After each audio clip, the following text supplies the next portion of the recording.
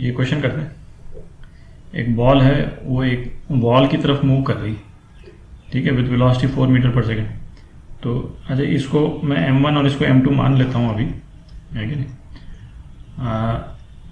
Velocity of ball, इसको u1 मान लेते हैं वेलोसिटी ऑफ बॉल शुरू में, ठीक है। तो ये है 4 मीटर पर सेकेंड और u2 ये 2 मीटर पर सेकेंड, ठीक है।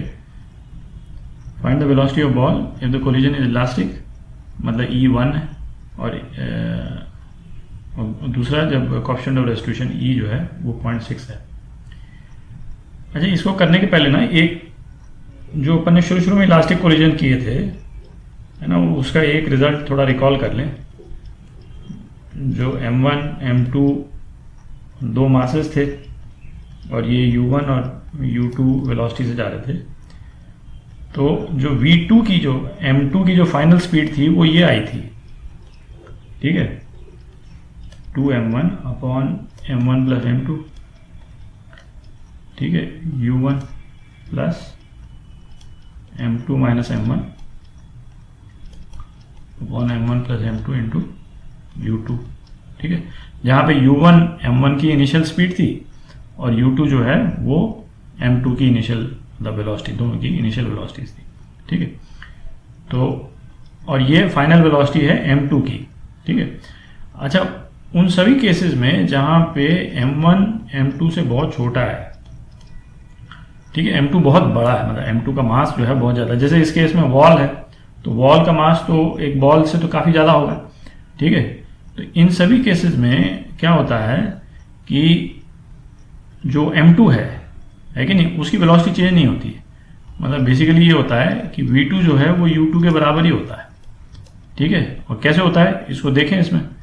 तो जैसे ये v2 जो है, तो इसमें ऊपर नीचे m2 से डिवाइड कर देते हैं, twice m1 by m2 upon नीचे m1 बाय m2 प्लस 1, ठीक है। ये तो पहला वाला पोर्शन हो गया, इंटू u1 प्लस इसको भी ऊपर नीचे m2 से डिवाइड कर देते हैं, तो क्या हो गया 1 minus m1 by m2 upon m1 by m2 plus 1 into u2, ठीक है।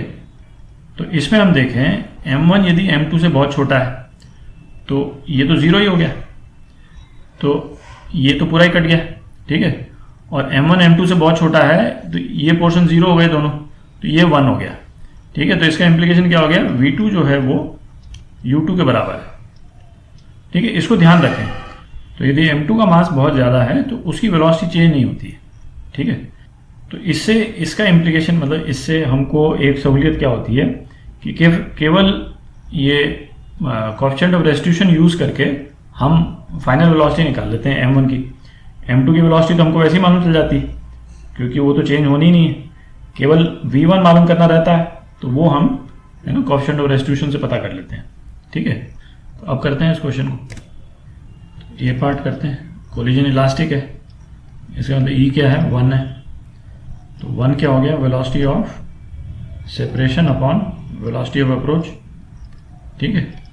तो वेलोसिटी ऑफ अप्रोच कितना हो गया, 4 माइनस 2, वेलोसिटी ऑफ सेपरेशन क्या होगा, v2 माइनस v1, ठीक है।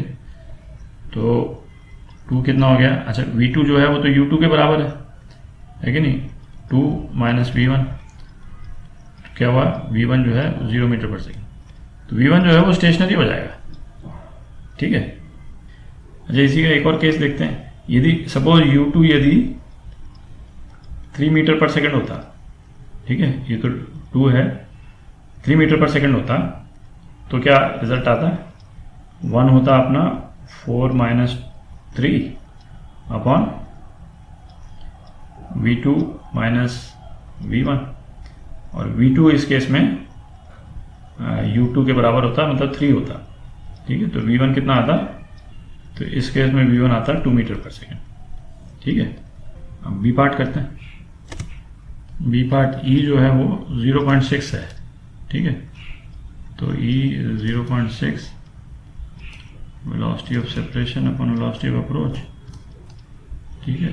तो 0.6 जो है वो आपका 4 minus 2 into V2 minus V1 है कि नहीं, इसको ये कर देते हैं तो ये हो गया 1.2 और V2 जो है वो U2 के बराबर 2 माइनस V1, तो V1 कितना हो गया 0.8 मीटर पर सेकेंड।